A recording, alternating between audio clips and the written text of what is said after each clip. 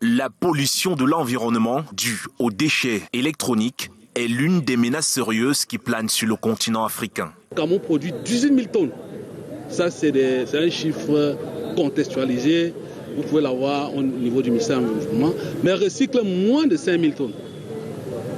On n'en a pas fait allusion, mais c'est des déchets qui sont très très dangereux, plus nocifs que les ordures ménagères. Mais on n'en parle pas assez.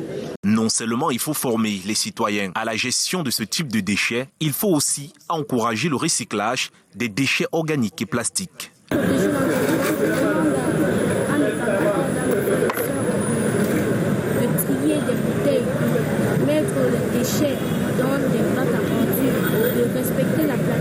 Le forum sur le développement durable, ouvert par la communauté urbaine de Douala, mobilise les acteurs engagés dans la protection de l'environnement pour penser de nouvelles mesures visant à protéger notre milieu de vie. Nous sommes tous dans une sorte de transition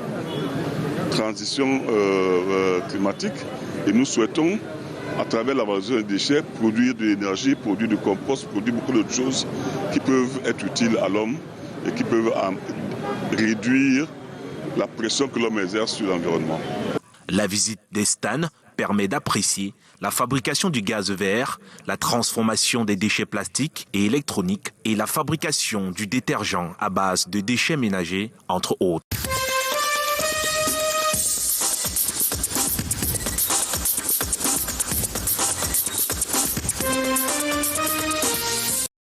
Un champ de cannabis découvert par la gendarmerie. Et dans le domicile du présumé dealer, 60 kg de chanvre saisis. L'homme à deux visages est un chef traditionnel de 3e degré dans la région du Nord Cameroun. Le chanvre dissimulé parmi les céréales. Il est à noter que ce dernier est fait dans ça depuis. Et c'est le lieu pour moi de lancer un vibrant appel à la population de collaborer avec les forces de l'ordre. Les éléments de la gendarmerie ont exploité des renseignements mis à leur disposition par un groupe de preneurs d'otages. Une piste suivie jusqu'à la porte du suspect. L'interpellation intervient dans le cadre de la 8e phase de la mission à Dano, dont le lancement a été effectué le 2 novembre. Elle est par ailleurs la preuve qu'une franche collaboration entre les populations et les forces de maintien de l'ordre, notamment la gendarmerie nationale, peut porter des fruits. Nous encourageons donc ceux qui détiennent des informations sensibles pouvant nous permettre de mettre à nu tout individu se livrant à des pratiques odieuses, à ne pas hésiter à continuer à venir nous renseigner pour que nous puissions garantir la sécurité des biens et des personnes. Cette interpellation rentre dans la manœuvre de l'opération Adano.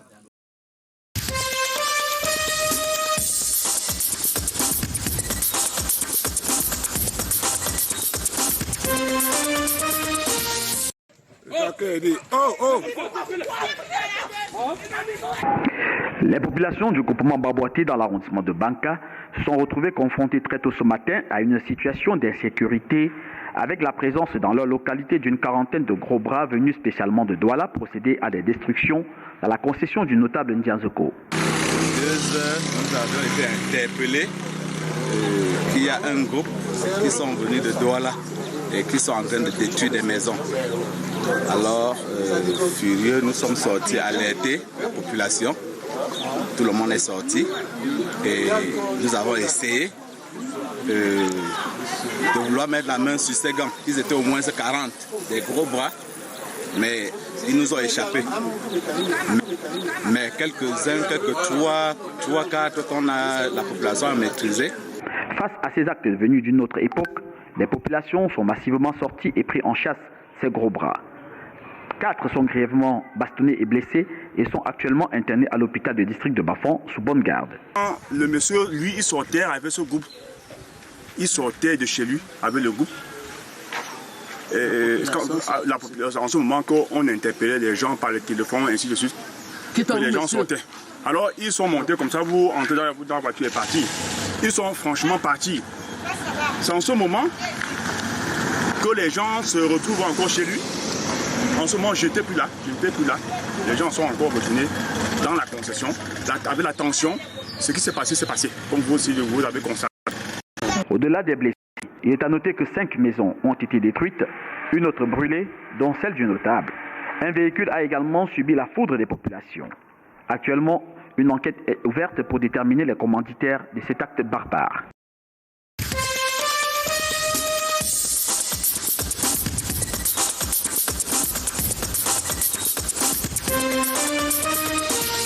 Ce séminaire sur la télédéclaration et le télépaiement est subdivisé en 2 phases. La première phase regroupe les établissements publics et privés et la deuxième concerne les centres de santé.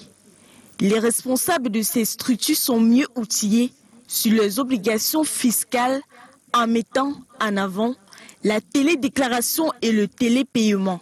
Pour expliquer le nouveau régime lié aux organismes à but non lucratif qui désormais doivent être intégrés dans les différents régimes d'imposition, leur a facilité le paiement des impôts.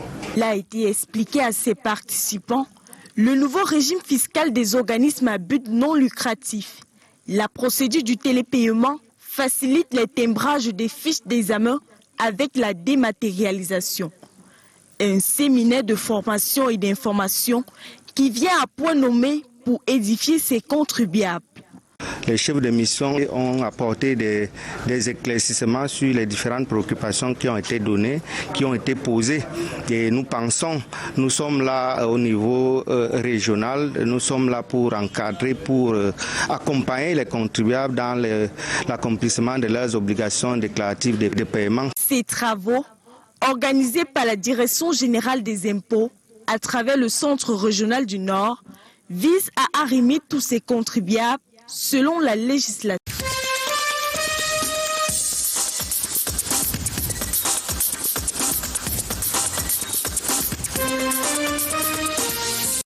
Ngunja, un village agricole de l'arrondissement de Loum, dans le département de Mungo.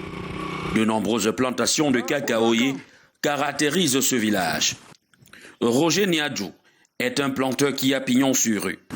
Son verger intégré de près de 150 hectares, avec près de 40 hectares en production de cacao, nous accueille ce jour de récolte. Les périodes de récolte de cacao, il y a les petites périodes et les grandes périodes. Généralement, les petites périodes commencent à partir du mois de juin et ça s'arrête dans le mois d'août.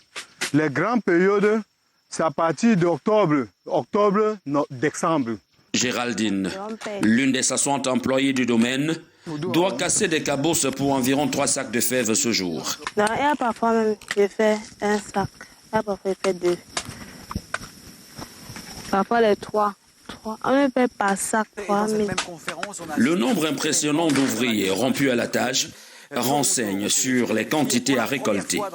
Pour ce qui concerne la Et dans cette même conférence, on a assisté à un petit événement, c'était dans la nuit de mardi à mercredi. Toronto recevait Philadelphie et pour la première fois dans l'histoire de la NBA, vous me regardez avec un air circonspect. Qu'est-ce qui s'est passé? Eh bien, 3 talents venus du Cameroun ont disputé. Cueillir, entasser et cabosser, fermenter puis transporter pour le séchage. Pour décabosser le cacao, il suffit d'avoir des demi-maquettes et connaître comment couper, sinon on va blesser les faibles. Vous voyez, ils ont une technique. Ils coupent vers le haut et ils ne blessent pas les fèves. La mobilité difficile due notamment à l'état des routes et le relief montagneux n'est pas un frein, surtout lorsque, au bout de ce process, on attend 35 tonnes.